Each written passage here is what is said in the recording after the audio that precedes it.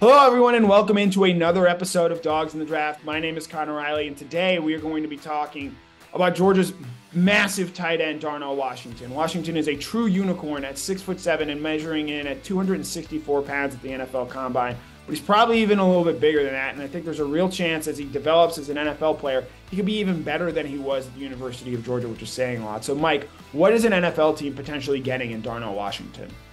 Yeah, I mean, you talk about the consummate tight end, Connor. I mean, the pass catching skills, didn't have a lot of catches this year. I want to say maybe 28, but I wouldn't be deceived by that.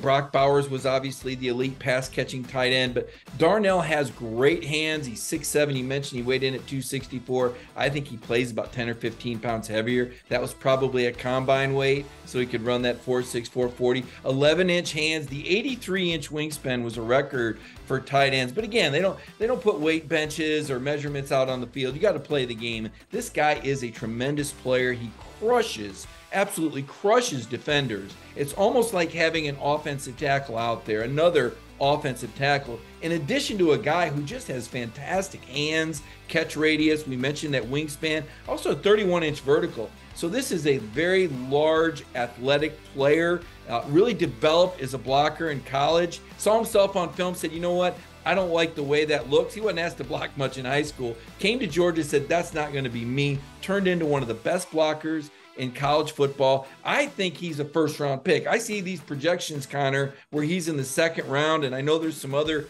elite tight ends, but you called it. When you've got a unicorn like this, a guy who has attributes that you just don't find every year in the draft, if somebody has a need, I think it's going to be hard for them to pass on a guy like Darnell Washington in the first round.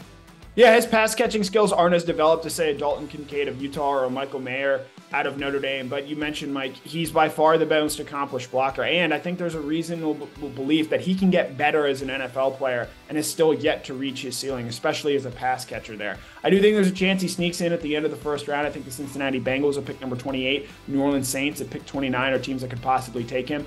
But if he doesn't go in the first round, I think there's a very good chance he's one of the first players off the board in the second round. It is a very deep tight end class this year, but Darnell Washington, by the end of it, may end up being the best tight end out of all of them. So I think that speaks to why he is absolutely worthy of a first-round pick, if not one of the first few selections of the second round there. So recapping things for Darnell Washington, my name is Connor Riley. That has been Mike Griffith. This has been an episode of Dogs in the Draft.